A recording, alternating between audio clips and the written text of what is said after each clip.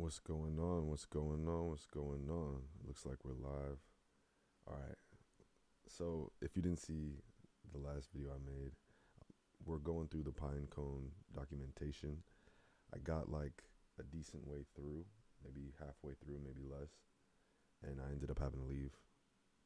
So, I got a little bit into the data section, but just to refresh my memory, and for the sake of anybody who ends up watching this, I'm going to start at the top of the data section with upserting data. If you don't know, Pinecone, very popular vector database for making large language model applications have memory, right? Be able to retrieve knowledge. So yeah, I'm just going to jump into it, starting with upsert data. Upsert data. This page shows you how to use the upsert operation to write records into an index namespace. If a record ID already exists, upsert overwrites the entire record. To update only part of a record, use the update operation instead. Note: when you have multiple records representing chunks of a single parent document, you can prefix each record's ID with a reference to that parent. For more details, see Manage RAG documents. Upsert records into the default namespace. When upserting records without specifying a namespace, the records are added to the default namespace, empty string. So we see PC equals Pinecone, index equals pc.index, Pinecone index, index.upsert with 4 vectors. Upsert records into non-default namespaces. Namespaces let you partition vectors within a single index. Although optional, they are a best practice for speeding up queries, which can be filtered by namespace, and for complying with multi-tenancy requirements. For example, the following upsert writes records into 2 distinct namespaces. So here we see, one set of 4 vectors in namespace 1, another set of 4 vectors upserted into namespace 2. Check data freshness. Pinecone is eventually consistent, so there can be a slight delay before new or changed records are visible to queries. After adding, updating, or deleting records, use the describe index stats operation to check if the current record count matches the number of records you expect. So index.describe index stats, we see returns dimensions 8, index fullness, namespaces, total vector count. Note: for pod-based indexes, keep in mind that if you have multiple replicas, they may not all become consistent at the same time. Upsert records with metadata. You can attach metadata key value pairs to records. This lets you then filter queries to retrieve only records that match the metadata filter. For more information, see metadata filtering. So here we see index.upsert, vectors IDA with its values and its metadata. So again, like how we saw 4 vectors right before up here, this time we're sort of just applying metadata to them. So here we see genre comedy and the year that it came out, 2020. And that for all of the records. Upsert records with sparse values. You can upsert records with sparse vector values alongside dense vector values. This allows you to perform hybrid search or semantic and keyword search in one query for more relevant results. Sorry, anybody. I just gotta say, I'm listening to like some soundtrack music, and there's some crazy, like, upbeat. It's cool, right? That's not my vibe right now. Anybody interested in guitar music, though, I can highly recommend Jonathan Bachman. Sakamoto on guitar is awesome. Right now, I'm gonna listen to Sakamoto. You're gonna end up seeing me change it again, but hey, whatever. It's good music. Listen to it. Makes you smart. All right. So where was I? Upsert records with sparse values. You can upsert records with sparse vector values alongside dense vector values. This allows you to perform hybrid search or semantic and keyword search in one query for more relevant results. See upsert sparse dense vectors. Warning: this feature is in public preview. Consider the current limitations and considerations for serverless indexes and test thoroughly before using it in production. I don't know why my music isn't playing. All right. Came in really loud. All right. Cool. Sorry. Upsert records in batches. When upserting larger amounts of data, upsert records in batches of 100 or fewer over multiple upsert requests. Example: so we see function chunks iterable batch size equals 100, a helper function to break an iterable chunk into into chunks of size batch size. It equals iterable, chunk equals tuple, iter tools is slice, it batch size, while chunk yields chunk. Chunk equals tuple, iter tools, dot islice, it batch size. And then we see vector dim equals 128. That's the dimensions. Vector count equals 10,000. Example generator that generates many ID vector pairs. Example data generator equals map lambda I, FID I, random for underscore and range vector dim. Upsert data with 100 vectors per upsert request. For IDs, vectors chunk in chunks. Example data generator, batch size equals 100. Index.upsert vectors equals IDs vectors chunk. Send upserts in parallel. Send multiple upserts in parallel to help increase throughput. So here we see with the standard Python client, using the standard Python client, all vector operations block until the response has been received. However, they can be made asynchronous by setting pool threads during client initialization and passing async rec to the upsert operation. For the batch upsert example above, this would be done as follows. So here we see chunks, vector dim. Down here we have a difference with upsert data with 100 vectors per upsert request asynchronously. Pass async rec equals true to index.upsert. So here we see with pc.index, example index, pool threads equals 30 as index, send requests in parallel. Async results equals index.upsert, vectors equals IDs vectors chunk, async rec equals true. For IDs, vectors chunk in chunks. Example data generator, batch size equals 100. Wait for and retrieve responses. This raises in case of error. Async result.get for async result in async results. gRPC Python client. The gRPC version of the Python client can provide higher upsert speeds than the standard client. Through multiplexing, gRPC is able to handle large amounts of requests in parallel without slowing down the rest of the system, HOL blocking, unlike REST. Moreover, you can pass various retry strategies to the gRPC client, including exponential backoffs. To install the gRPC version of the client, we see pip3 install Pinecone client gRPC. To use the gRPC client, import the pinecone.grpc subpackage and target an index as usual. Great, so similar code as before.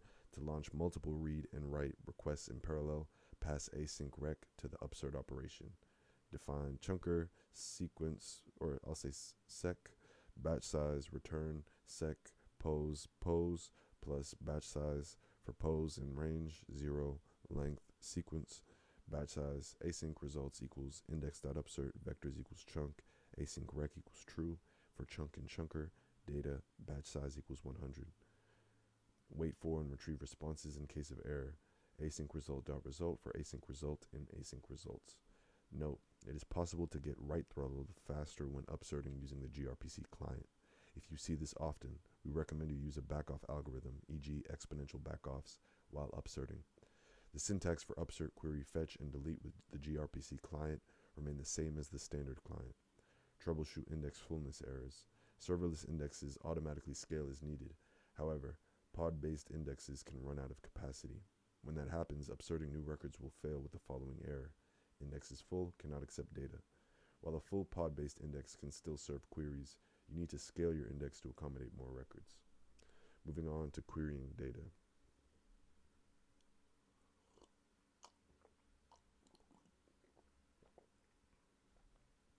Okay, query data. After your data is indexed, you can start sending queries to Pinecone. The query operation searches the index using a vector query. It retrieves the IDs of the most similar records in the index, along with their similarity scores. This operation can optionally return the results of vector values and metadata too. You specify the number of vectors to retrieve each time you send a query. Matches are always ordered by similarity from most similar to least similar. The similarity score for a vector represents its distance to the query vector, calculated according to the distance metric for the index. The significance of the score depends on the similarity metric. For example, for indexes using the Euclidean distance metric, scores with lower values are more similar, while for indexes using the dot product metric, higher scores are more similar. Sending a query. When you send a query, you provide vector values representing your query embedding in a top K parameter indicating the number of results to return. Warning. For optimal performance, when querying pod-based indexes with a top K over 1000, avoid returning vector data. include values equals true, or metadata, include metadata equals true. Example. This example sends a query vector and retrieves 3 matching vectors. So here we see index.query, vector is the vector, top k equals 3, include values equals true, and we see the matches are the most similar. Depending on your data in your query, you may get fewer than top k results. This happens when top k is larger than the number of possible matching vectors for your query. Querying by namespace. You can organize the records added to an index into partitions or namespaces to limit queries and other vector operations to only one such namespace at a time. For more information, see namespaces. Using metadata filters in queries. You can add metadata to document embeddings within Pinecone and then filter for those criteria when sending the query. Pinecone searches for similar vector embeddings only among those items that match the filter. For more information, see metadata filtering. So here we see index.query, vector, filter, genre, $eq, documentary, year 2019, top k equals 1, include metadata equals true. Querying vectors with sparse and dense values. When querying an index containing sparse and dense vectors, include a sparse vector in your query parameters. Warning, this feature is in public preview. Examples. The following example shows how to query with a sparse dense vector. So here we see query response equals index.query, namespace, example namespace, top k equals 10, vector, sparse vector, indices 3, values 0.8. To learn more, see querying sparse dense vectors, data freshness. Pinecone is eventually consistent, so there can be a slight delay before new or changed records are visible to queries. You can use the describe index stats operation to check data freshness. Moving on to fetch data.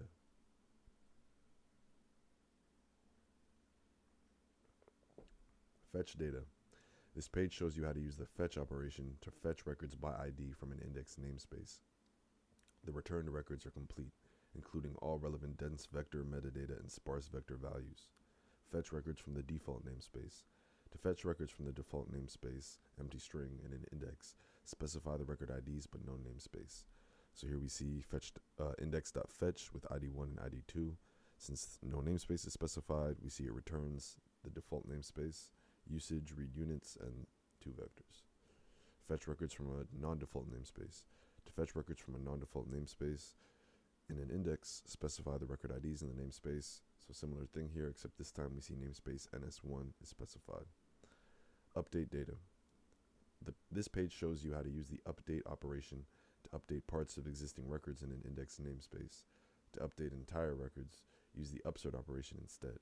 Warning, the update operation does not validate the existence of IDs within an index. If a non-existent ID is specified, no records are affected, and a 200 OK status is returned. Update dense vector values. In this example, assume you want to update the dense vector values of the following record in the NS1 namespace: ID3, 3.0, 3.0, type doc, genre drama. Here we see index.update, ID equals ID3, values 4.0, 2.0, namespace NS1. After the update, the dense vector values are changed, but the metadata is unchanged. ID3, 4.0, 2.0, type doc, genre drama. So you can see the difference here. Update metadata values. When updating metadata, only the specified metadata fields are modified, and a specified metadata field does not exist, it is added. And if a specified metadata field does not exist, it is added. In this example, assume you are updating the metadata values of the following record in the NS1 namespace: ID, ID3, values 4.0, 2.0, metadata type doc, genre, drama. So here we see index.update, same ID, this time different metadata slightly, with type is changed to web and added new true and namespace NS1. After the update, the type metadata field is web, the new property is added with the value true, and the genre property is unchanged. So you see it there. Update sparse vector values. In this example, assume you are updating the sparse vector values of the following record in the NS1 namespace: ID, ID3, values 1.0, 2.0, sparse values, indices 1, 5, values 0.5, 0.5. Here, index.update, ID is ID3, indices are changed to 2, 6, values are the same, namespace NS1. and you can see that it was updated. Update a combination of values. To update an entire record, use the upsert operation instead. In this example, though, assume you are updating the dense vector values and one metadata value of the following record in the NS1 namespace: ID 3, values 4.0, 2.0, metadata type doc, genre drama. Here we see index.update, ID 3, values 5.0, 3.0 now, genre is now comedy, namespace NS1. After the update, the dense vector values and the genre metadata value would be changed, but the type metadata value would be unchanged. ID 3, values 5.0, 3.0, metadata type doc, genre comedy.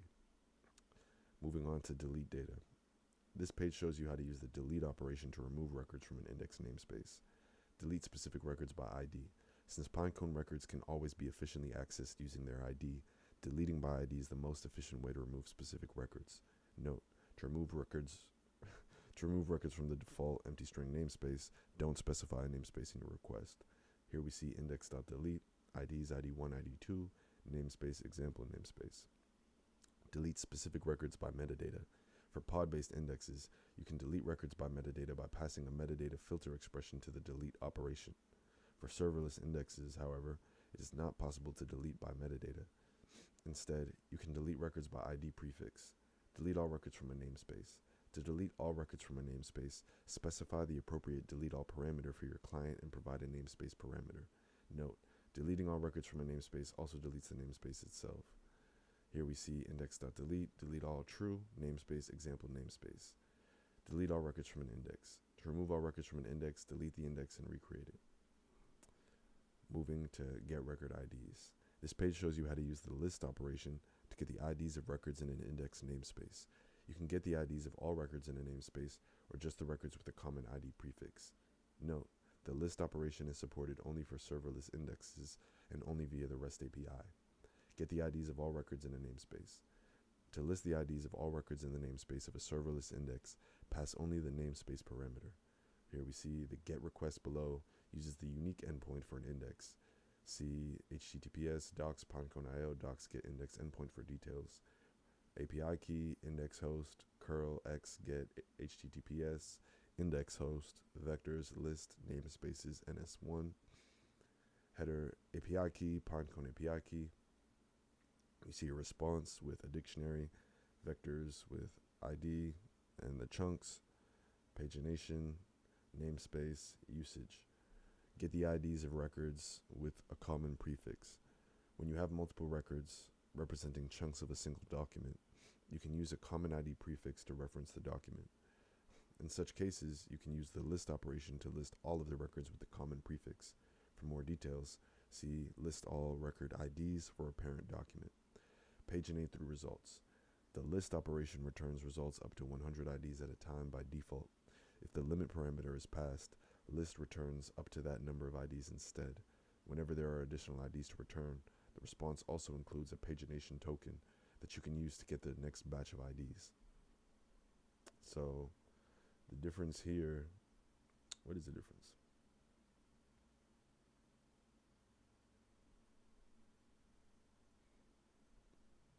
Get index the same.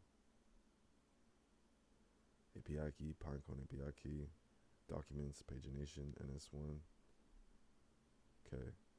Maybe it's just don't have enough sleep in me, but these look the same. Sorry, let me just read it again. The list operation returns up to 100 IDs at a time by default. If the limit parameter is passed, list returns up to that number of IDs instead. Whenever there are additional IDs to return, the response also includes a pagination token that you can use to get the next batch of IDs. Okay. To get the next batch of IDs, add the pagination token to the query string. Okay, great. So now we see the query string with the pagination token. And alright, the response we're getting back is updated. When there are no more IDs to return, the response does not include a pagination token. Okay, great. Moving to get an index endpoint. For each Pinecone index, there is a unique DNS endpoint for performing data operations such as upsert, query, update, and delete. The Python and Node clients construct these index endpoints for you. However, when using the API directly, You need to explicitly specify these endpoints. There are two ways to get an index endpoint for direct API calls: the Pinecone console, or use the describe index operation. Use the Pinecone console to get an index endpoint from the Pinecone console, or there's a mistyping there. So to get an index endpoint from the Pinecone console, log into the Pinecone console, select the index, copy the URL under host. Use describe index. Warning: the describe index operation uses a different api.pinecone.io than data plane operations such as upsert and query. In production, you should therefore not rely on describe index to programmatically get an index endpoint for data manipulation operations. Instead, you should get an index endpoint once and cache it for reuse, or specify the endpoint directly. The describe index operation returns the index endpoint as the host value. So here we see pc.describeIndex, serverless index, with the response, dimension, host, metric, name, spec, and status. Filtering with metadata. Next section. You can limit your vector search based on metadata. Pinecone lets you attach metadata key value pairs to vectors in an index and specify filter expressions when you query the index. Searches with metadata filters retrieve exactly the number of nearest neighbor results that match the filters. For most cases, the search latency will be even lower than unfiltered searches. Searches without metadata filters do not consider metadata. To combine keywords with semantic search, see sparse dense embeddings. For more background information on metadata filtering, see the missing where clause in vector search. Supported metadata types. You can associate a metadata payload with each vector in an index as key value pairs in a JSON object, where keys are strings and values are one of string, number, booleans, list of string. Warning: null metadata values are not supported. Instead of setting a key to hold a null value, we recommend you remove that key from the metadata payload. For example, the following would be valid metadata payloads: genre action, year 2020, length hours, or color blue, fit straight, price $29.99, is jeans true. So simple JSON dictionaries. Managing high cardinality in pod-based indexes. For pod-based indexes, Pinecone indexes all metadata by default. When metadata contains many unique values, pod-based indexes will consume significantly more memory, which can lead to performance issues, pod fullness, and a reduction in the number of possible vectors that fit per pod. To avoid indexing high cardinality metadata that is not needed for filtering, use selective metadata indexing, which lets you specify which fields need to be indexed and which do not. Serverless indexes are not affected by high cardinality metadata. Supported metadata size. Pinecone supports 40 kilobytes of metadata per vector. Metadata query language. Note: Pinecone's filtering query language is based on MongoDB's query and projection operations. We currently support a subset of those selectors. The metadata filters can be combined with and or. So we see equal to, number string boolean, not equal to, number string boolean, greater than or equal to, less than or equal to, in array, not in array. Using arrays of strings as metadata values or as metadata filters. A vector with metadata payload, genre, comedy, documentary, means the genre takes on both values. For example, queries with the following filters will match the vector: genre comedy, genre in array, documentary, action. Which one was this again? Oh, it's just and, genre comedy, genre documentary. Queries with the following filter will not match the vector: and, genre comedy, genre drama. Got you. So, and queries with the following filters will not match the vector because they are invalid. They will result in a query compilation error. Invalid query, genre comedy, documentary. Invalid query, genre equal to comedy, documentary. Okay, inserting metadata into an index. Metadata can be included in upsert requests as you insert your vectors. For example, here's how to insert vectors with metadata representing movies into an index. Index.upsert vectors. So we see 4 vectors with their metadata information. Pretty straightforward there. Querying an index with metadata filters. Metadata filter expressions can be included with queries to limit the search to only vectors matching the filter expression. For example, we can search the previous movies index for documentaries from the year 2019 This also uses the include metadata flag so that vector metadata is included in the response. Warning, for optimal performance when querying pod-based indexes with top K over 1,000, avoid returning vector data, include values equals true, or metadata, include metadata equals true. So here we see index.query, the vector filter, genre equal to documentary, year 2019, top K is 1, include metadata true. We see it returns IDB, metadata, genre documentary, year 2019, score, that's the score, the values, namespace. More example filter expressions, a comedy, documentary, or drama. So here, passing 3, and we're seeing if it's in any of these. A drama from 2020, so isn't GTE greater than or equal to? GTE greater than or equal to. Maybe this was written in 2020, I don't know, but this seems like it would find a drama since 2020. And another example, a drama from 2020 equivalent to the previous example, a drama or movie from 2020. Great. Deleting vectors by metadata filter. Note, serverless and starter indexes do not support deleting metadata. Great.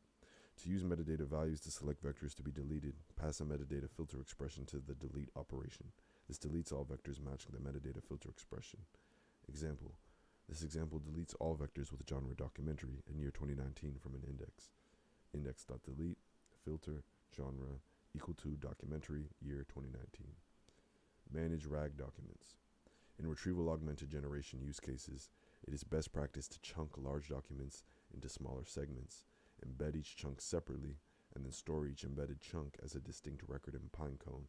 This page shows you how to model, store, and manage such records in serverless indexes. Use ID prefixes to reference parent documents. When you have multiple records representing chunks of a single document, use a common ID prefix to reference the document. Note, you can use any prefix pattern you like, but make sure you use a consistent prefix pattern for all child records of a document. For example, doc1, hashtag chunk1, doc1 underscore chunk1, doc1 underscore chunk1. Those are the same, right? Yeah, they are. doc1 triple underscore chunk1, doc1 colon chunk1, and doc1 chunk1 are all valid prefixes for the first chunk of doc1. Prefixes can also be multi-level. For example, doc1 hashtag v1 hashtag chunk1 and doc1 hashtag v2 hashtag chunk2 could represent different versions of the first chunk of doc1. So here we see pc.createIndex, name serverless index, dimension 8, metric cosine, spec serverless spec, cloud AWS, region US West 2, index equals pc.index, serverless index, and then index.upsert, vectors ID, doc1 hashtag chunk1, values, and see doc ID doc1 hashtag chunk2, same, and so on, namespace ns1. List all record IDs for a parent document. When all records related to a document use a common ID prefix, you can use the list operation with the namespace and prefix parameters to fetch the IDs of the records. Note, the list operation is available only via the REST API at this time. So we see get request, curl get from index host, the HTTPS and API key, and the response we get.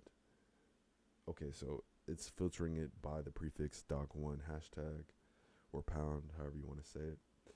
And we see it returns all of the vectors that start with doc1 hashtag. Great. When there are additional IDs to return, the response includes a pagination token that you can use to get the next batch of IDs. For more details, see paginate through list results. With the record IDs, you can then use the fetch operation to fetch the content of the records. Delete all records for a parent document. To delete all records representing chunks of a single document, first list the record IDs based on their common ID prefix. Note, the list operation is supported only for serverless indexes and only via the REST API. So, okay, so we see the same, right? The same request, and then deleting the records by ID. Deleting them, application, have the IDs here. Great. Work with multi-level ID prefixes. The examples above are based on a simple ID prefix, doc1 hashtag, but it's also possible to work with more complex multi-level prefixes. For example, let's say you use the prefix pattern document hashtag version hashtag chunk to differentiate between different versions of a document. If you wanted to delete all records for for one version of a document, you would first list the record IDs based on the relevant document version prefix. So again, here we see the prefix doc1 %23v1 %23, and the vectors it returns are doc1 v1 chunk 1, doc1 v1 chunk 2, and so on. You then delete the records by ID. However, if you wanted to delete all records across all versions of a document, you would list the record IDs based on the doc1 hashtag part of the prefix that is common to all versions. However, if you want to delete all records across all versions of a document, you would list the record. Okay, got you. So just shortening the prefix, and you're retrieving the various versions of doc1. So you then delete the records by ID. Great. RAG using pod-based indexes. The list operation does not support pod-based indexes. Instead of using ID prefixes to reference parent documents, use a metadata key-value pair. If you later need to delete the records, you can pass a metadata filter expression to the delete operation. Moving to hybrid search and sparse vectors. Overview. This category contains concept topics and guides for tasks related to Pinecone hybrid search and sparse vectors. Warning, hybrid search is in public preview. Consider the current limitations and considerations for serverless indexes, and test thoroughly before using it in production. Concepts. Understanding hybrid search describes how to combine semantic and keyword search. There's a bunch of typos in this. It's okay. And keyword search in Pinecone using sparse dense vectors. Tasks. Encode sparse dense vectors describes how to encode sparse vectors for upsert into your index. Upsert sparse dense vectors describes how to upsert sparse dense vectors to your index. Query sparse dense vectors describes how to query sparse dense vectors. Great. So these are all, okay, sub pages within this. I think that I have a decent understanding of the difference between sparse dense vectors, but honestly, you're about to see me go through exposed, right? You're about to see me just go through and check that I know the difference between a sparse and dense vector. What's the difference between sparse and dense vector?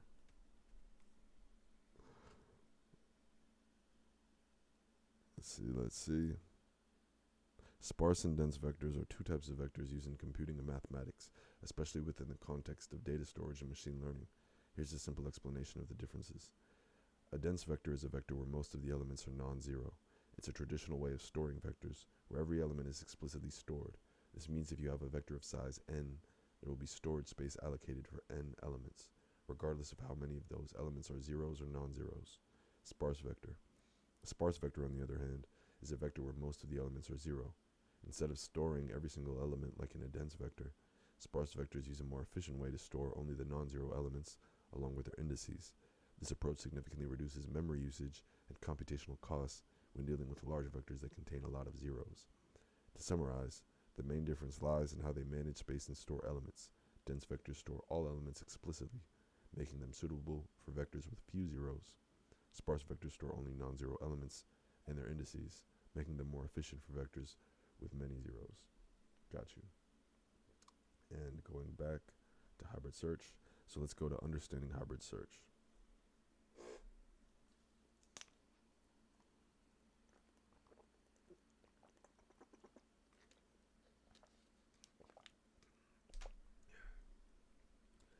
Pinecone supports vectors with sparse and dense values, which allows you to perform hybrid search on your Pinecone index. Hybrid search combines semantic and keyword search in one query for more relevant results. Semantic search results for out-of-domain queries can be less relevant. Combining these with keyword search results can improve relevance. This topic describes how hybrid search with sparse dense vectors works in Pinecone. To see sparse dense embeddings in action, see the e-commerce hybrid search example. Warning. Hybrid search is in public preview. Consider the current limitations and considerations for serverless indexes and test thoroughly before using it in production. Hybrid search in Pinecone. In Pinecone, you perform hybrid search with sparse dense vectors. Sparse dense vectors combine dense and sparse embeddings as a single vector. Sparse and dense vectors represent different types of information and enable distinct kinds of search. Dense vectors. The basic vector type in Pinecone is a dense vector. Dense vectors enable semantic search. Semantic search returns the most similar results according to a specific distance metric, even if no exact matches are present. This is possible because dense vectors generated by embedding models, such as SBERT, are numerical representations of semantic meaning. Sparse vectors. Just move this to where it's comfortable. Sparse vectors have very large number of dimensions, where only a small proportion of values are non-zero. When used for keyword search, each sparse vector represents a document. The dimensions represent words from a dictionary, and the values represent the importance of these words in the document. Keyword search algorithms like the BM25 algorithm compute the relevance of text documents based on the number of keyword matches, their frequency, and other factors. Sparse dense workflow. Using sparse dense vectors involves the following general steps. 1. Create dense vectors using an external embedding model. 2. Create sparse vectors using an external model. 3. Create an index with the dot product metric. 4. Upsert sparse dense vectors to your index. 5. Search the index using sparse dense vectors. 6. Pinecone returns sparse dense vectors. Considerations for serverless indexes. The implementation of hybrid search is meaningfully different between pod-based and serverless indexes. If you switch from one to the other, you may experience a regression in accuracy or performance. When you query a serverless index, the dense value of the query is used to retrieve the initial candidate records, and then the sparse value is considered when returning the final results. This process can affect performance in cases where records contain dense and sparse values that are from different data representations, e.g., image and text, or are otherwise not strongly correlated. Limitations. Pinecone sparse dense vectors have the following limitations. Records with sparse vector values must also contain dense vector values. Sparse vector values can contain up to 1,000 non-zero values and 4.2 billion dimensions. Only indexes using the dot product distance metric support sparse dense vectors. Upserting sparse dense vectors into these index types with a different distance metric or into different index types will succeed, but querying will return an error. Indexes created before February 22, 2023 do not support sparse vectors. Moving to encode sparse vectors. This page shows you how to use the Pinecone text client to encode sparse vectors for use in hybrid search. To convert your own text corpus to sparse vectors, you can either use BM25 or Splade. This guide uses BM25, which is more common. For examples of sparse vector generation, see Splade for sparse vector search explained, or Splade generation play notebook, and our BM25 generation notebook. Install the Pinecone text client. You see it there, pip install Pinecone text. The Pinecone text client is a public Python package that provides text utilities designed for seamless integration with Pinecone sparse dense hybrid search. Initialize the encoder and fit the corpus. Before encoding sparse vectors for use in hybrid search, you must initialize the BM25 encoder and fit it to your corpus of documents. Example. The following example initializes a BM25 encoder object and calls the fit function on the corpus, formatted as an array of strings. From Pinecone text.sparse, import BM25 encoder corpus that and initialize BM25 and fit the corpus. BM25 equals BM25 encoder, BM25.fit corpus. If you want to use the default parameters for BM25 encoder, you can call the default method. The default parameters were fitted on the MS Marco passage ranking dataset. Example, BM25 equals BM25 encoder.default. Encode documents for Pinecone. After the encoder is initialized and fit, you can encode documents as sparse vectors. Example, the following example encodes a new document as a sparse vector for upsert to a Pinecone index. Doc sparse vector equals BM25.encode documents. The brown fox is quick. Now the contents of doc sparse vector are like the following. Indices 102, 18, 12, so on, values 021, 038, 015, and so on. You can encode a string as a sparse vector to use in a hybrid search query in the same way. Example, the following example encodes a string as a sparse vector for use in a hybrid search query. Query sparse vector, BM25, encode queries, which fox is brown. Now the contents of query sparse vector are like the following. Indices 102, 16, 18, and so on, values 021, 011, 015, and so on. Moving to upsert sparse dense vectors. Pinecone supports vectors with sparse and dense values, which allows you to perform hybrid search or semantic and keyword search in one query and combine the results for more relevant results. This page explains the sparse dense vector format and how to upsert sparse dense vectors into Pinecone indexes. To see sparse dense embeddings in action, see the e-commerce hybrid search example. Sparse dense vector format. Pinecone represents sparse values as a dictionary of two arrays, indices and values. The elements of indices have type uint32. The elements of values have type float32. Example. The following example defines two records with sparse and dense values. Records ID vec1. The values are dense vector values, values 01, 02, 03, metadata genre drama, sparse values, indices 10, 45, 16, values 05, 05, 02. Then ID vec2, values 02, 03, 04, metadata, metadata genre action, sparse values, indices have type uint32, indices 15, 40, 11, values have type float32, values 04, 05, 02. Pinecone supports sparse vectors up to 1,000 non-zero values and 4.2 billion dimensions. Assuming a dense vector component with 768 dimensions, Pinecone supports roughly 2.8 million sparse vectors per S1 pod or 900K per P1 pod. Upsert records with sparse dense values. To upsert records with sparse dense values, use the upsert operation specifying dense values in the value parameter and sparse values in the sparse values parameter. Note, only serverless indexes and S1 and P1 pod-based indexes using the dot product distance metric support sparse dense vectors. Upserting sparse dense vectors into these index types with a different distance metric or into different index types will succeed, but querying will return an error. And here we see upsert response equals index.upsert, vectors, ID vec1, values, metadata, sparse values, ID vec2, values, metadata, sparse values, indices, values, and then at the end we see namespace, example namespace. And just to refresh my memory, upsert records with sparse dense values. To upsert records with sparse dense values, use the upsert operation, specifying dense values in the value parameter and sparse values in the sparse values parameter.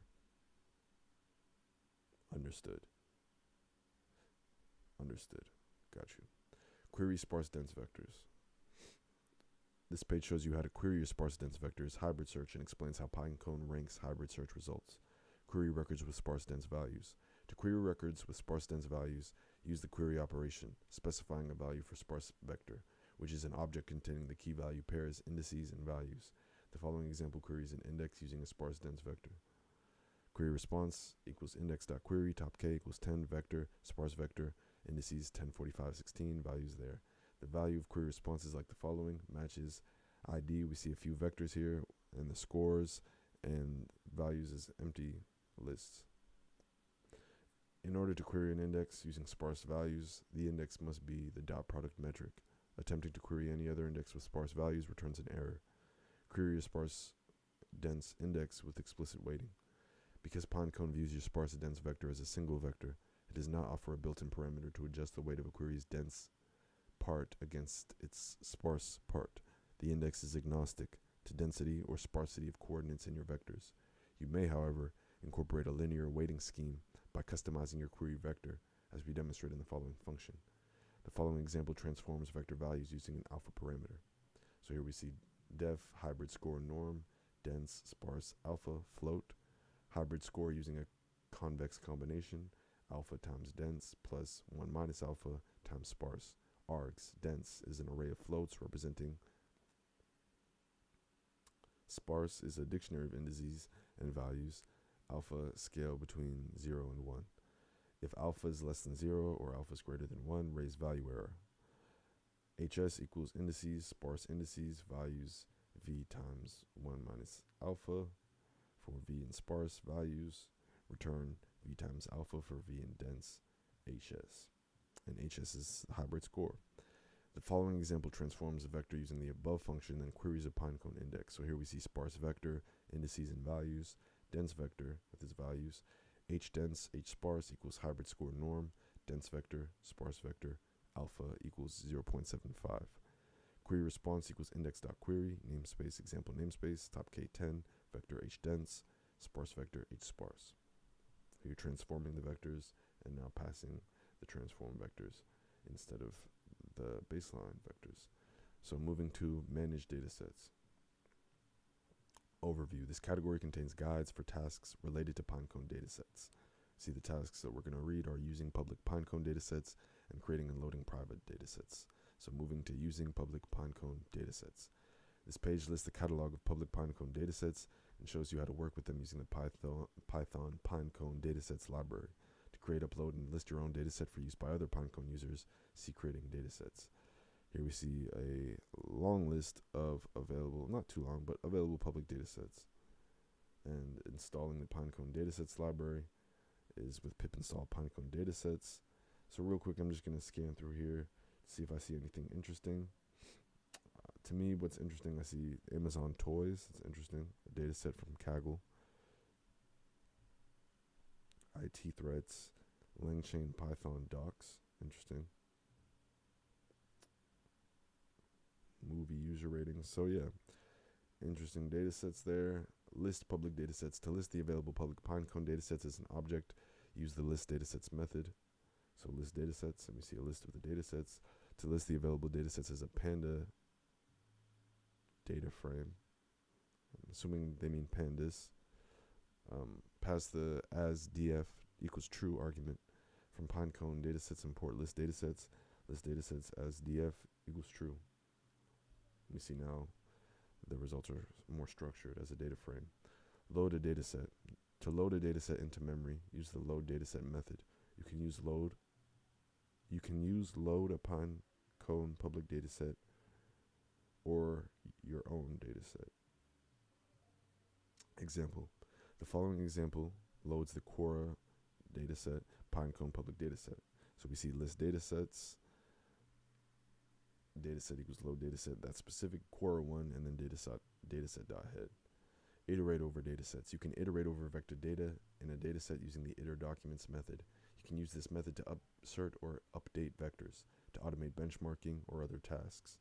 The following example loads the Quora all mini LM L6BM25 dataset and then iterates over the documents in the dataset in batches of 100 and upserts the vector data to a Pinecone serverless index named myIndex. So we see pinecone.createIndex, name, myIndex, dimensions 384, metric cosine, spec serverless spec, and then later index equals Pinecone index, myIndex. For batch in dataset.iter documents, batch size 100, index.upsert vectors equals batch. And I sort of skipped it, but earlier we saw that dataset was assigned load dataset and the Quora dataset. So this for loop down here is just iterating through the dataset and upserting the batches in a batch size of 100. Upsert a dataset as a data frame. The following example upserts the Quora dataset as a data frame. So we see again PC and dataset, pc.createIndex, name, dimension, metric, spec, index equals pc.index, myIndex, and then index upsert from data frame, dataset.drop columns blob. What's next?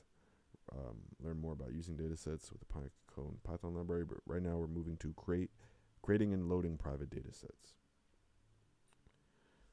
Overview. This document explains how to create, upload, and list your dataset for use by other Pinecone users. This guide shows how to create your own dataset using your own storage. You cannot upload your own dataset to the Pinecone dataset directory. To learn about using existing Pinecone datasets, see using public Pinecone datasets that we just read. Creating a dataset. Dependencies. The Pinecone datasets project uses Poetry for dependency management and supports Python versions 3.8 and up. To install Poetry, run the following command from the project root directory, poetry install with dev. Dataset metadata. To create a public dataset, you may need to generate dataset metadata. Example. The following example creates a metadata object, meta, containing metadata for a dataset test dataset. Meta equals dataset metadata, name, created at, documents, queries, source, bucket, task, dense model, sparse model. If you intend to list your dataset, you can save the dataset metadata using the following command. Write permission to location is needed. Dataset.save metadata, non-listed dataset, meta. Viewing dataset schema. To see the complete schema, run the following command. Meta.schema. Running tests. To run tests locally, run the following command. Poetry, run pytest, cove, Pinecone, datasets. Uploading and listing a dataset. Pinecone datasets can load a dataset from any storage bucket where it has access using the default access controls for S3, GCS, or local permissions. Pinecone datasets expects data to be uploaded with the following directory structure. Figure 1, expected directory structure for Pinecone datasets. We see base path is the path to where all datasets ID or dataset ID, name of dataset, metadata.json, dataset metadata, optional only for listed, documents, datasets, documents, file 1 paraquet, file 2 paraquet, queries, dataset queries, file 1.paraquet, file 2.paraquet. Pinecone datasets scans storage and lists every dataset with metadata file. Example, the following shows the format of an example S3 bucket address for a dataset's metadata file. S3, my bucket, my dataset, metadata.json. Using your own dataset. By default, the Pinecone client uses Pinecone's public datasets bucket on GCS. You can use your own bucket by setting the Pinecone datasets endpoint environment variable. Example, the following export command changes the default dataset storage endpoint to GS, my bucket. Calling list datasets or load dataset now scans that bucket and lists all datasets. Export Pinecone datasets endpoint GS, my bucket. You can also use S3 as a prefix to your bucket to access an S3 bucket. Authenticating to your own storage bucket. Pinecone dataset supports GCS and S3 storage buckets using default authentication as provided by the FSS spec implementation, GCSFS for GCS and S3FS for AWS. To authenticate to an AWS S3 bucket using the key secret method, follow these steps. Set a new endpoint by setting the environment variable Pinecone datasets endpoint to the S3 address for your bucket. Example, export Pinecone datasets endpoint S3, my bucket. Use the key and secret parameters to pass your credentials to the list datasets and load dataset functions. ST equals the list datasets, key OS environment, and so on. Right? You're just setting up your environment variables. Accessing a non-listed dataset. To access a non-listed dataset, load it directly using the dataset constructor. Example, the following loads the dataset non-listed dataset from Pinecone datasets import dataset equals dataset non-listed dataset. So what's next is you could go to using datasets with a Pinecone Python library, but now we're about to go to the next main section, which is operations. And we're making progress, guys. We made it through the whole data section. So is this still on? It is. It's not. Error. YouTube is not responding. Interesting. That's terrible. Open Studio. Honestly, probably should have checked a little bit better, right? How do I get to Studio? So this is not live at all, is it? Oh, don't be tragic. It's a tragedy. Oh, we're live. Okay, cool. I don't know what's happening. I hope that this is going well. I guess I'll find out when this is all said and done. Right now, break time, so I can grab some more coffee.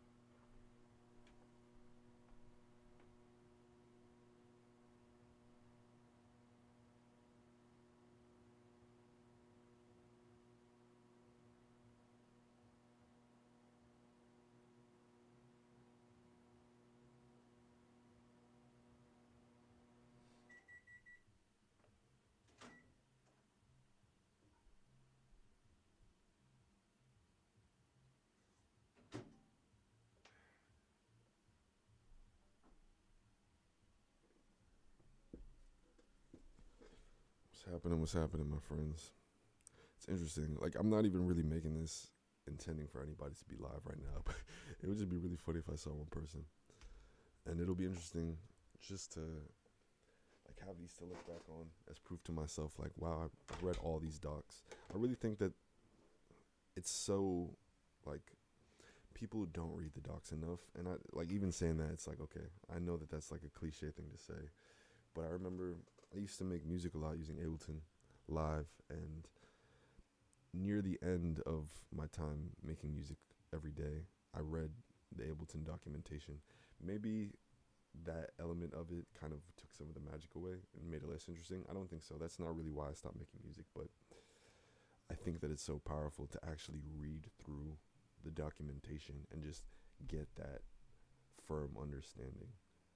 And doing it like this kind of makes it more stimulating because I'm sort of aware that somebody might be watching this, and it kind of just keeps me in the moment a little bit better.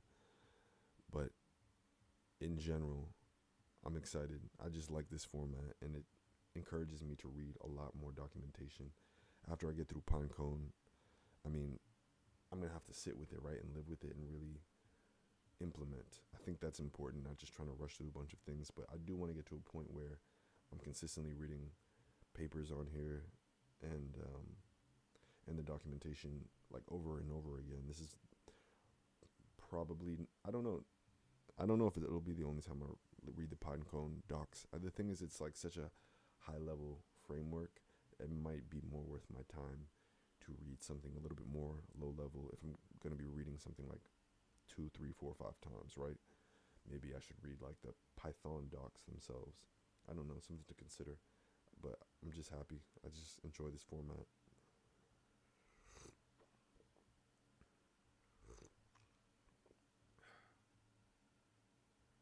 You know, I went to my friend's girlfriend's apartment yesterday. She lived in this like amazing apartment right in downtown with a crazy view. And from across the water in Boston, like from Boston across the water, you can see Cambridge. And my friend pointed out to me this building that had a big like light sign that was a signature.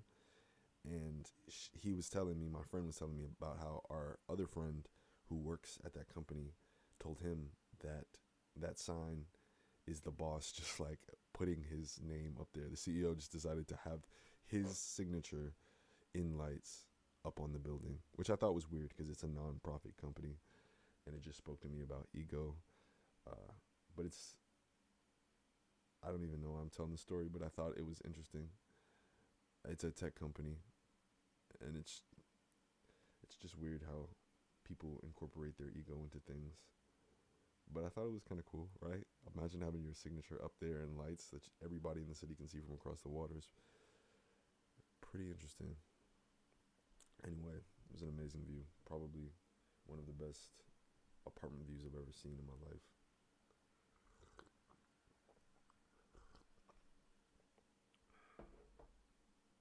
This coffee's so good. All right, continuing on. Don't shake the mic. Where we at? Moving to production.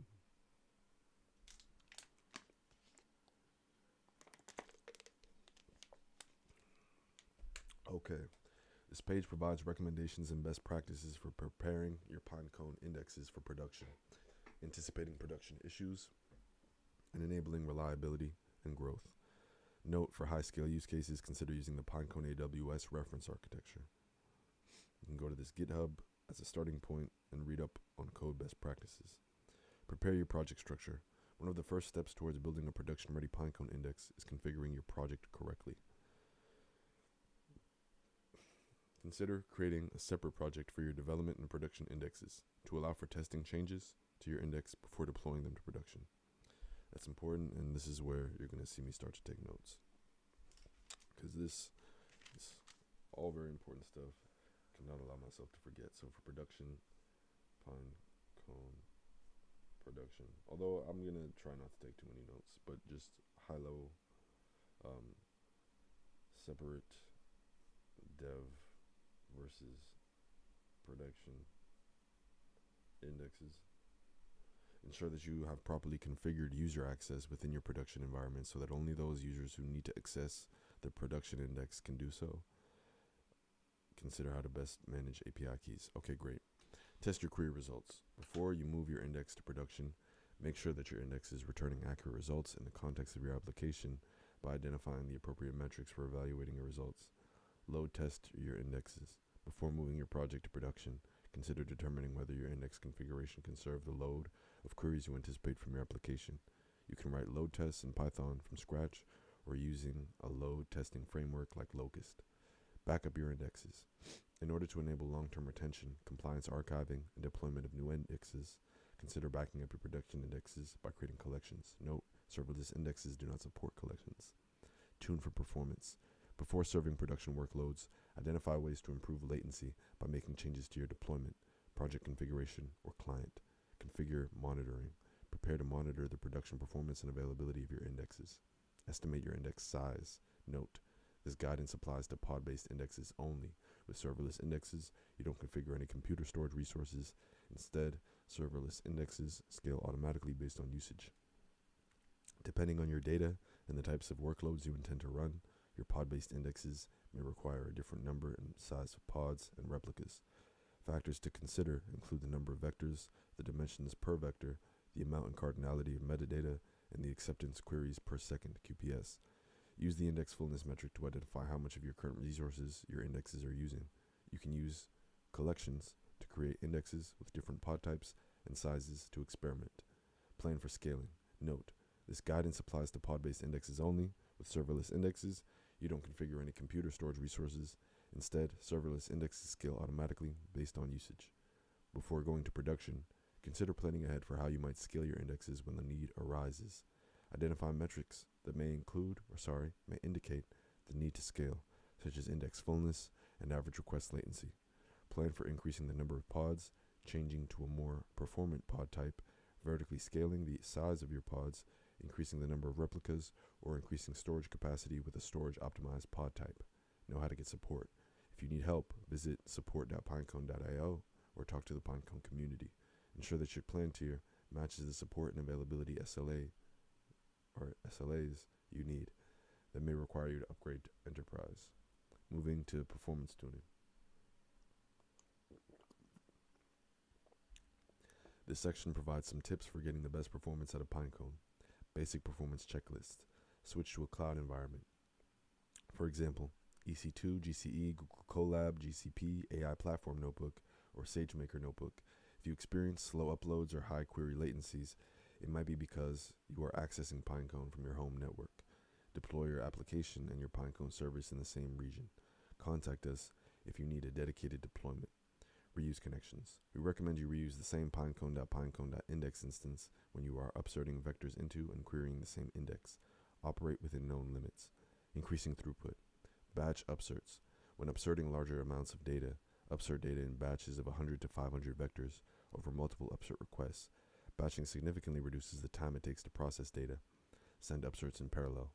Pinecone is thread safe, so you can send multiple read and write requests in parallel to help increase throughput. You can read more about high throughput optimizations on our blog. Note, for serverless indexes, reads and writes follow independent paths, so you can send multiple read and write requests in parallel to improve throughput. For pod-based indexes, multiple reads can be performed in parallel, and multiple writes can be performed in parallel, but multiple reads and writes cannot be performed in parallel. Therefore, write batches may affect query latency, and read batches may affect write throughput. Scale pod-based indexes. To increase throughput, QPS, for pod-based indexes, increase the number of replicas for your index. See the Configure Index API reference for more details. Note, with serverless indexes, you don't configure any computer storage resources, and you don't need to manually scale resources to increase throughput. Instead, serverless indexes scale automatically based on usage.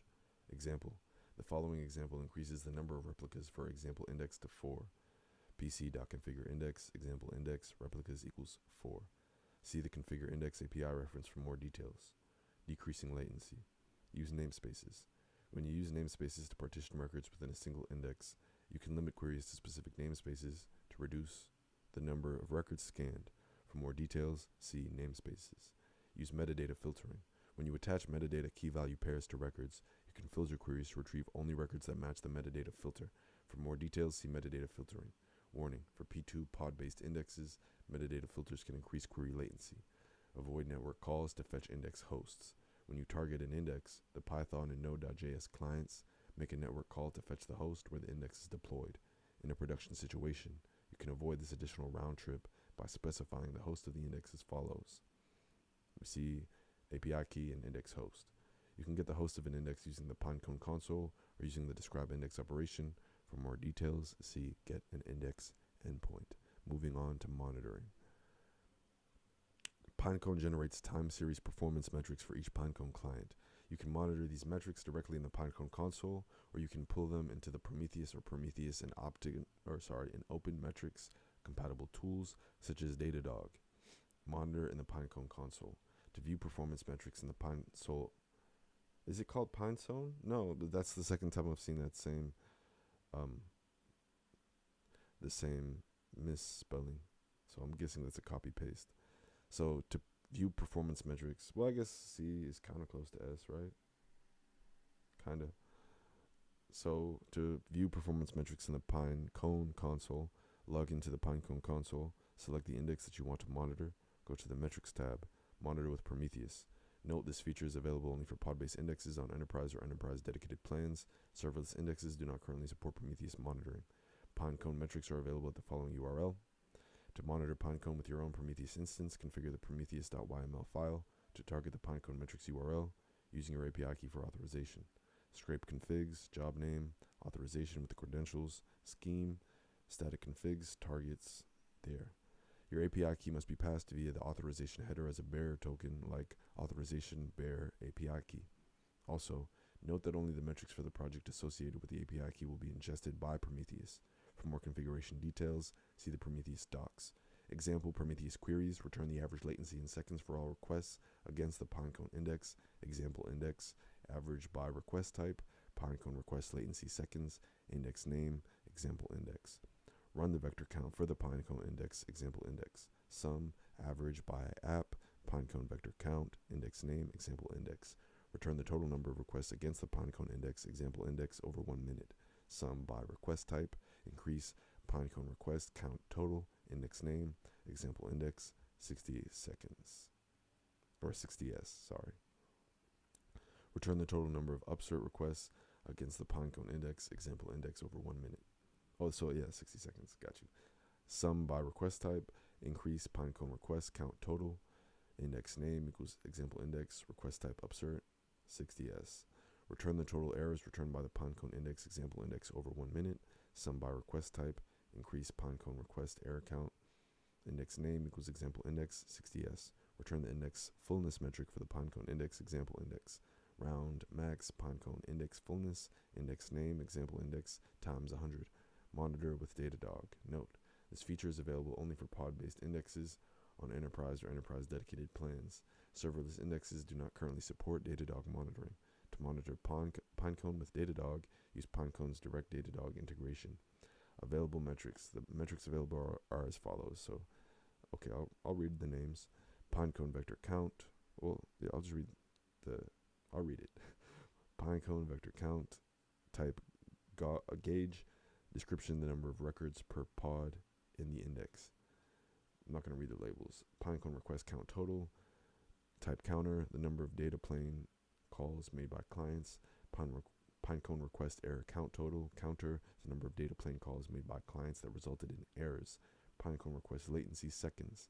Histogram, the number of server-side processing latency for the distribution of server-side processing latency for Pinecone data plane calls. Pinecone index fullness gauge, the fullness of the index on a scale of 0 to 1. Moving on to troubleshooting. This section describes common issues and how to solve them. Unable to pip install. So here we see a pip install for the Pinecone client. Index creation error missing spec parameter. Using the new API, creating an index requires passing appropriate values into the spec parameter. Without this spec parameter, the create index method raises the following error. Type error, pinecone.create index missing one required positional argument, spec. For guidance on how to set this parameter, see those sections. Serverless index creation error, max serverless indexes.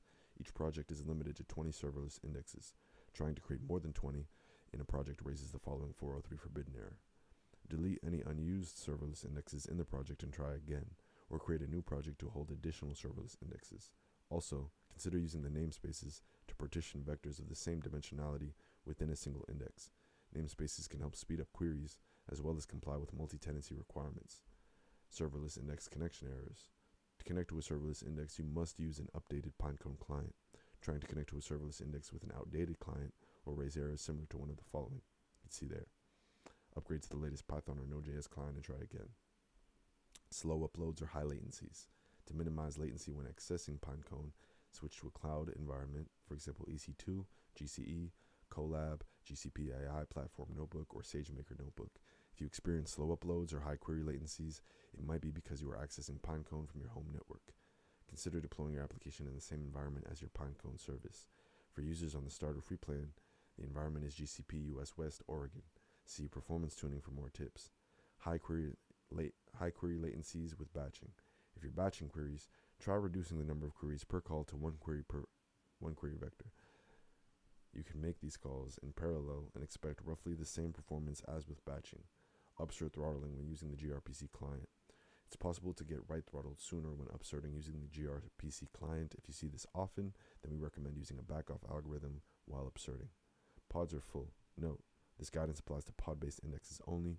With serverless indexes, you don't configure any computer storage resources. Instead, serverless indexes scale automatically based on usage. There is a limit to how much vector data a single pod can hold. Create an index with more pods to hold more data. Estimate the right index configuration and scale your index to increase capacity. If your metadata has high cardinality, e.g., you have unique values for every vector in a large index, the index will take up more memory. This could result in the pods becoming full sooner than expected. Consider only indexing metadata to be used for filtering and storing the rest in a separate key value store. See the Manage Indexes for information on how to specify the number of pods for your index. Security concerns.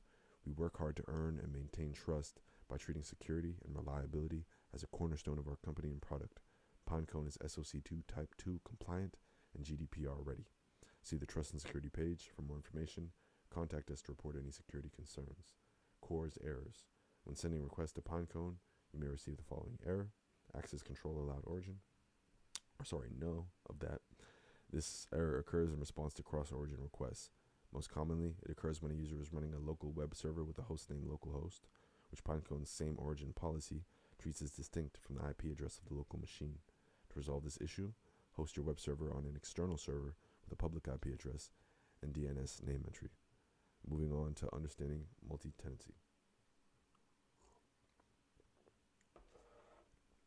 This page describes strategies to implement multi-tenancy in Pinecone indexes.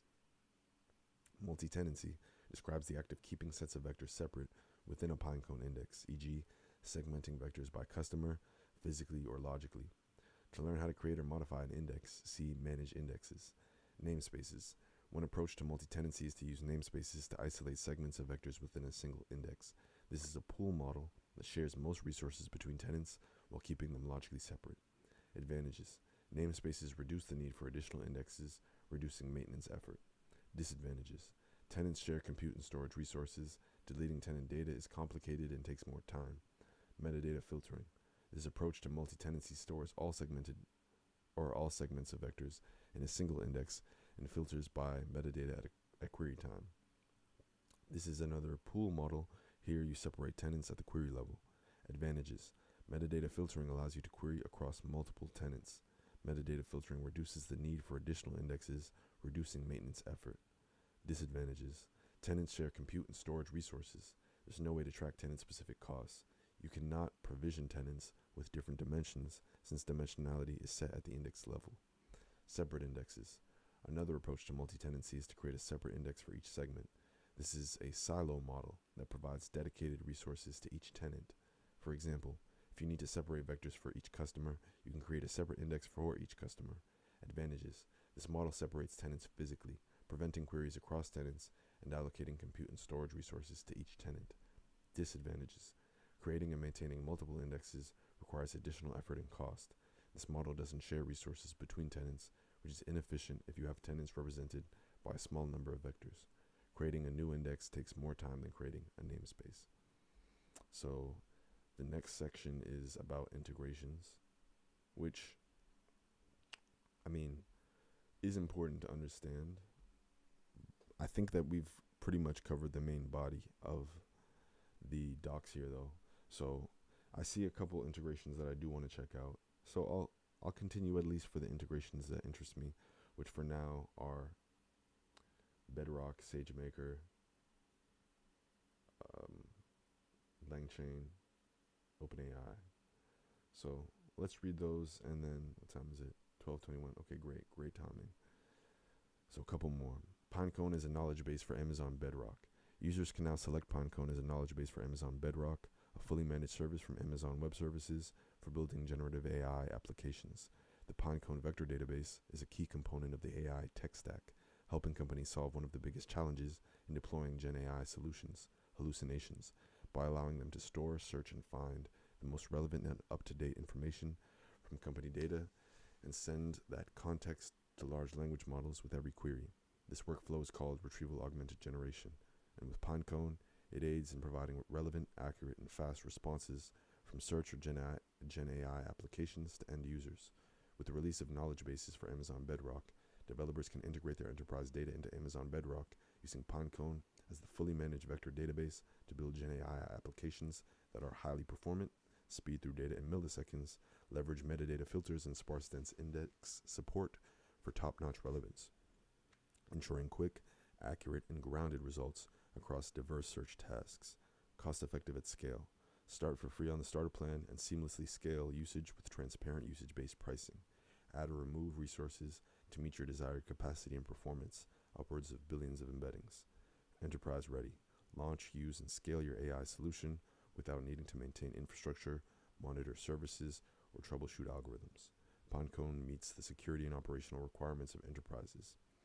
Pinecone as a knowledge base for Amazon Bedrock is currently available in private view. Learn more here and in the product walkthrough below. What are agents for Amazon Bedrock? In Bedrock, users interact with agents that are capable of combining the natural language interface of the supported LLMs with those of a knowledge base. Bedrock's knowledge base feature uses the supported LLMs to generate embeddings from the original data source. These embeddings are stored in Pinecone, and the Pinecone index is used to retrieve semantically relevant content upon the user's query to the agent. Note, the LLM used for embeddings may be different than the one used for the natural language generation. For example, you may choose to use Amazon Titan to generate embeddings and use Anthropic's Claude to generate natural language responses. Additionally, agents for Amazon Bedrock may be configured to execute various actions in the context of responding to a user's query, but we don't get into this functionality in this post. What is a knowledge base for Amazon Bedrock? A Bedrock knowledge base ingests raw text data or documents found in Amazon S3, embeds the content, and inserts the embeddings into Pinecone. Then, a Bedrock agent can interact with the knowledge base to retrieve the most semantically relevant content given a user's query. Overall, the knowledge base feature is a valuable tool for users who want to improve their AI model's performance. While with Bedrock's LLMs in Pinecone, users can easily integrate their data from AWS storage solutions and enhance the accuracy and relevance of their AI models. In this post, we'll go through the steps required for creating a knowledge base for Amazon Bedrock, as well as an agent that will retrieve information from the knowledge base. So here we see Amazon S3, we're getting the text and sending it from S3 to Bedrock. We're getting the query from agents for Amazon Bedrock and sending it into the main Amazon Bedrock, I guess, and then sending the embeddings generation to Pinecone and sending back the text retrieval to Amazon Bedrock. Process overview. The process of using the Bedrock knowledge with Pinecone works as follows. 1. Data is uploaded to Amazon S3. 2. The data is pulled by Bedrock and embeddings are created. 3. The embeddings are saved in Pinecone. 4. The knowledge base can now retrieve the data saved in Pinecone. 5. An agent can interact directly with the knowledge base and will apply the same embeddings FM to retrieve the semantically relevant content. Setting up your knowledge base for Amazon Bedrock. Creating a Pinecone index. The knowledge base we'll build is going to rely on a Pinecone index. After signing up to Pinecone, follow the quick start guide to create your Pinecone index and retrieve your index's endpoint and API key from the Pinecone console. Setting up secrets. After setting up your Pinecone index, you'll have to create a secret in AWS's Secrets Manager. 1. Head to the Secrets Manager and create a new secret key. 2. Define your secret name. 3. Provide a helpful description and click Next. So we see some walkthrough here of the AWS Secrets Manager, which I will say they could use a little UI work, personally, but who am I to judge? 4. Select other type of secret. 5. Create a new key value pair with the key API key and then paste your Pinecone API key as its corresponding value. 6. Click Next to save your key. So we see again some more walkthrough. So this is a bunch of very specific walkthrough. And since I'm not going through this process step by step, I feel like the high level overview of what we've already seen is the most useful that I have to gain from this. So I'm going to move on to SageMaker. Amazon SageMaker and Pinecone can be used together for high performance, scalable, and reliable retrieval augmented generation use cases. The integration allows us to use SageMaker compute and model hosting for large language models and Pinecone as the knowledge base that allows us to keep our LLMs up to date with the latest information and reduce the likelihood of hallucinations. Stay tuned for more info. So not much there. I'm going to check out real quick what they have in Cohere. I'm not really going to use Cohere for the application I'm building right now, so I'm going to move on for now to LangChain. Welcome to the integration guide for Pinecone and LangChain. This document covers the steps to integrate Pinecone, a high-performance vector database, with LangChain, a framework for building applications powered by large language models. Pinecone enables developers to build scalable, real-time recommendation and search systems based on vector similarity search. LangChain, on the other hand, provides modules for managing and optimizing the use of language models in applications. Its core philosophy is to facilitate data-aware applications where the language model interacts with other data sources and its environment. By integrating Pinecone with LangChain, you can develop sophisticated applications that leverage both the platform's strengths, allowing us to add long-term memory to LLMs, greatly enhancing the capabilities of autonomous agents, chatbots, and question-answering systems, among others. There are naturally many ways to use these two tools together. We have covered the process in detail across our many examples and learning material, including the LangChain AI Handbook, Retrieval Augmentation for LLMs, Retrieval Augmented Conversational Agent. The remainder of this guide will walk you through a simple retrieval augmentation example using Pinecone and LangChain. Retrieval augmentation in LangChain. LLMs have a data freshness problem. The most powerful LLMs in the world, like GPT-4, have no idea about recent world events. The world of LLMs is frozen in time.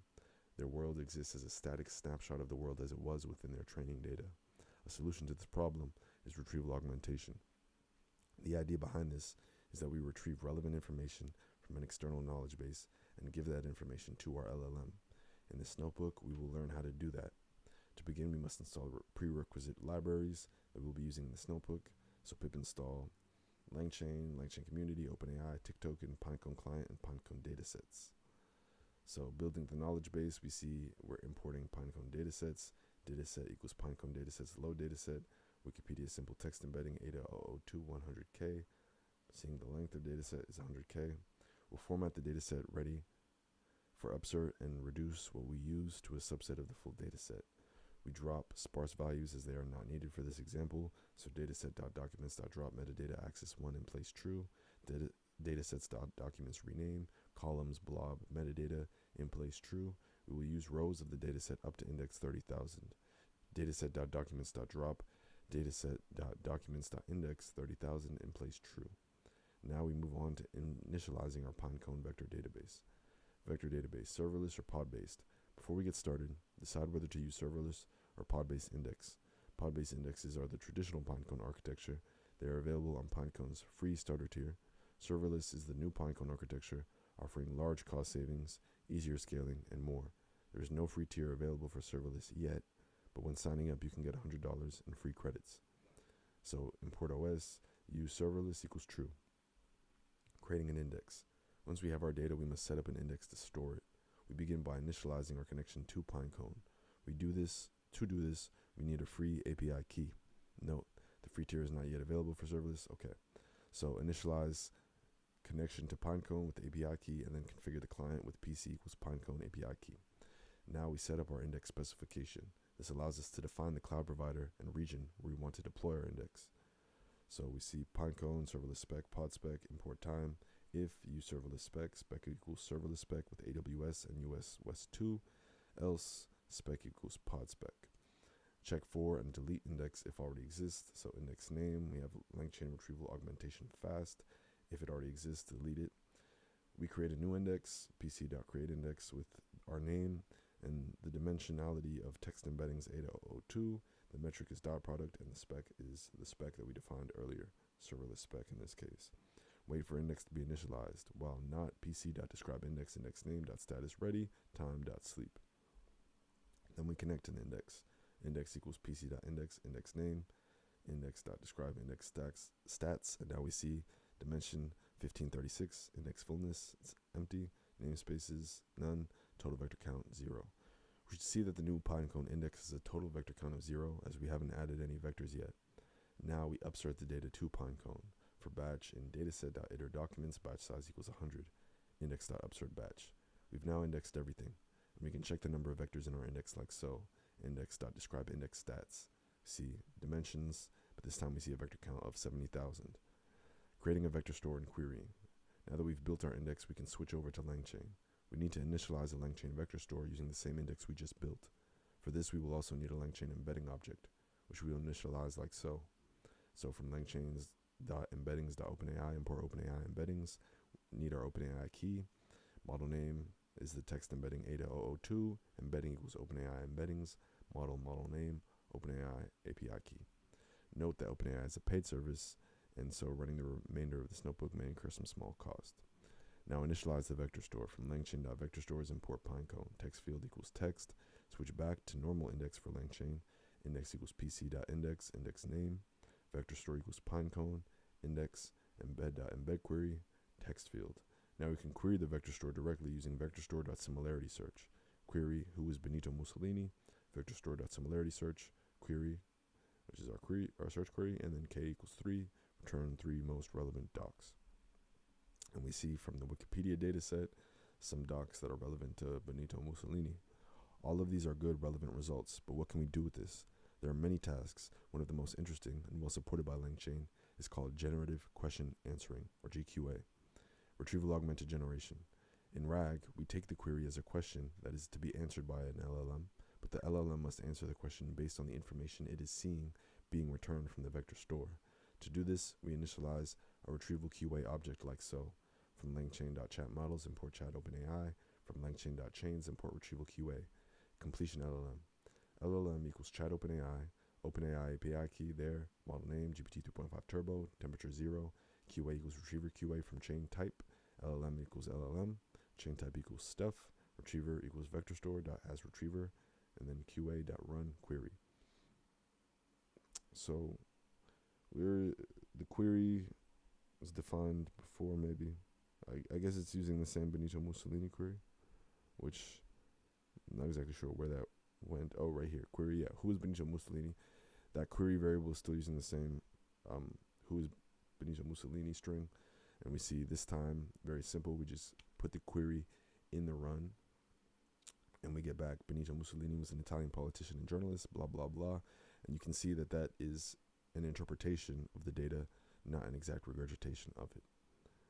We can also include the sources of information that the LLM is using to answer our question. We can do this using a slightly different version of retrieval QA called retrieval QA with sources chain. From langchain.chains, import retrieval QA with sources chain. QA with sources equals retrieval QA with sources chain dot from chain type. LLM equals LLM. Chain type equals stuff. Retriever equals vector store.as retriever. QA with sources query. And now we see it returns who is Benito Mussolini. Answer is that, and then the source with a link. Very useful. Now we answer the question being asked and return the source of this information being used by the LLM. Once done, we can delete the index to save resources. Great. And then the last thing I want to read just now is the OpenAI integration. This guide covers the integration of OpenAI's large language models with Pinecone, referred to as the OP stack, enhancing semantic search or long-term memory for LLMs. This combo utilizes LLM's embedding and completion or generation endpoints alongside Pinecone's vector search capabilities for nuanced information retrieval.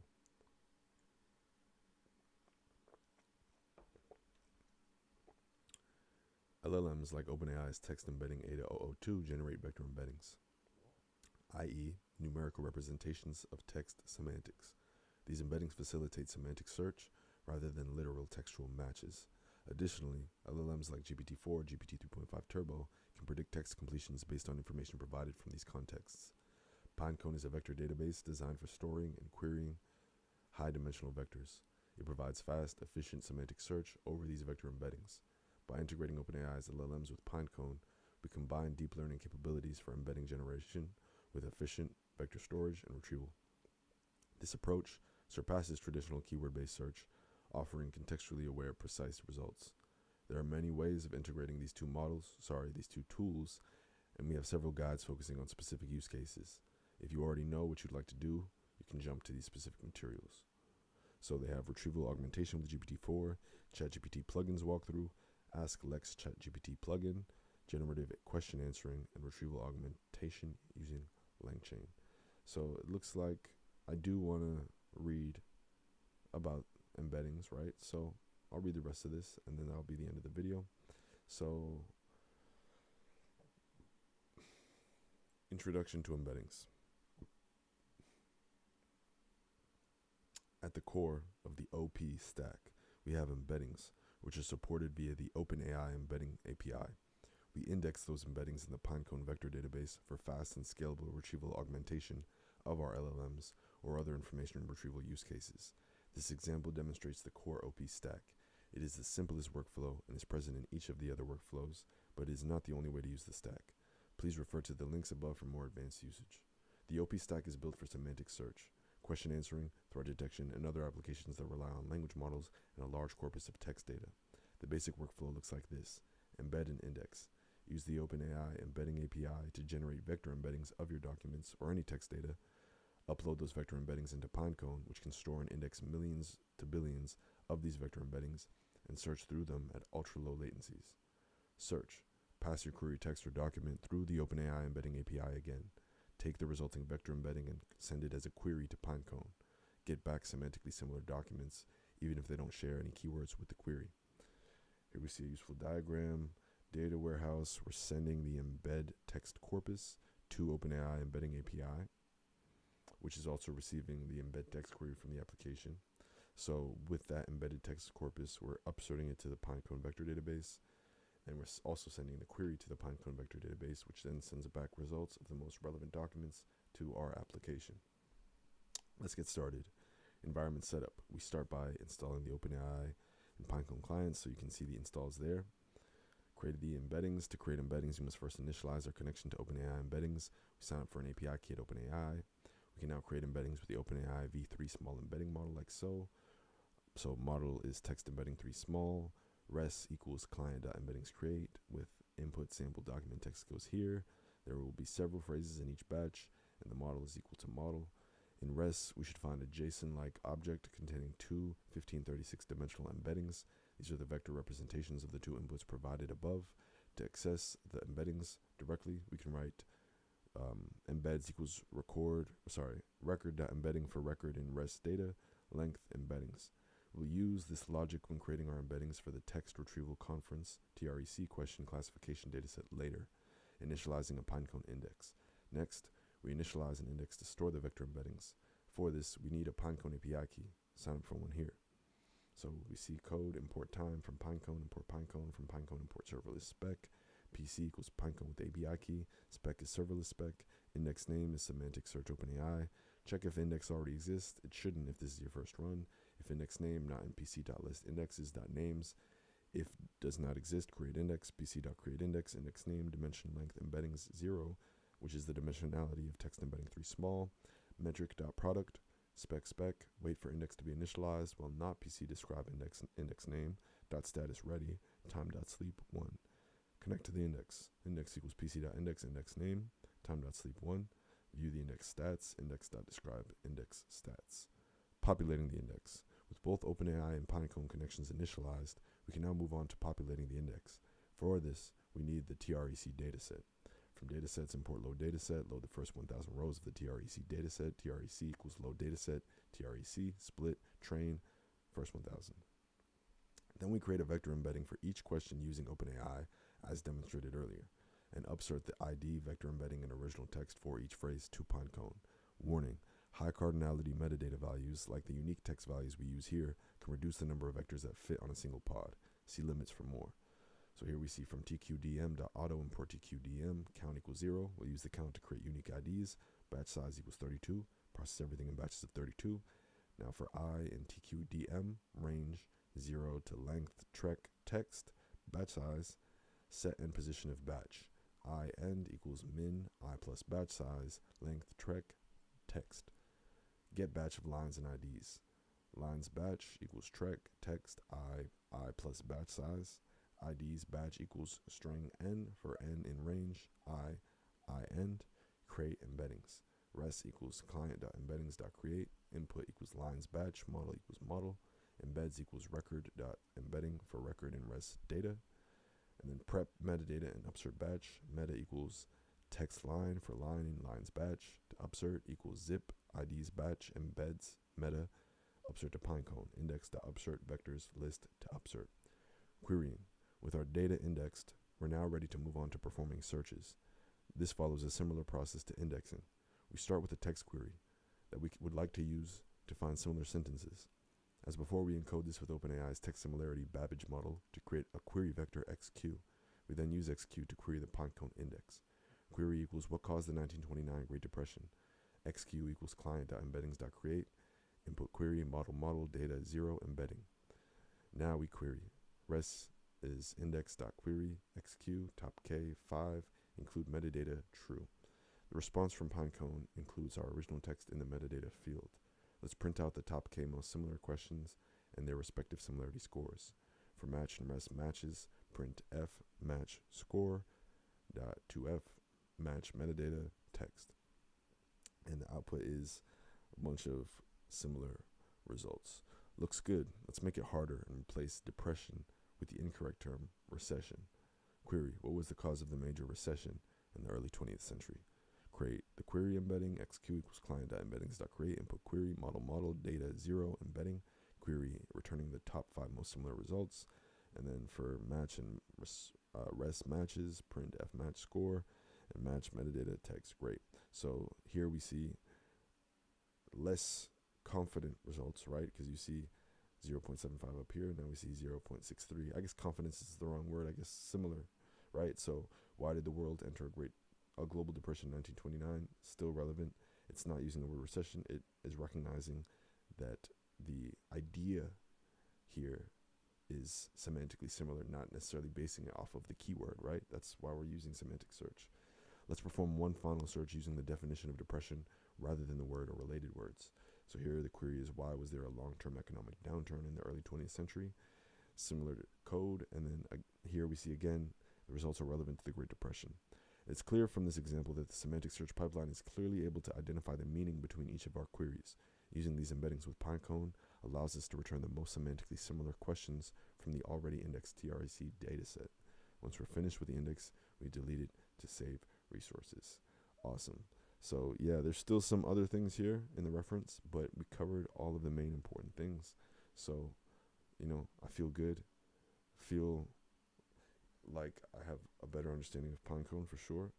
Feel like it's, with a lot of coding things, it's about getting hands-on, right? And once I get more hands-on, I'll have a better understanding.